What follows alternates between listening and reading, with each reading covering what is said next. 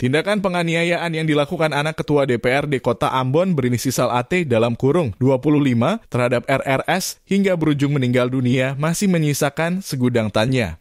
Lebih mencolok ialah penyangkaan yang diterapkan pada tersangka harusnya menggunakan pasal perlindungan anak karena dalam keterangan awal kepolisian menyatakan RRS berusia 15 tahun.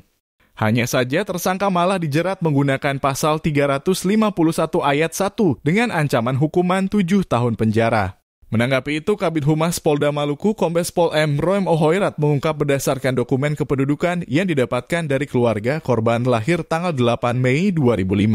Jika dihitung hingga malam kejadian, RRS telah berusia 18 tahun 2 bulan 22 hari, itu artinya tersangka tidak bisa disangkakan dengan pasal perlindungan anak.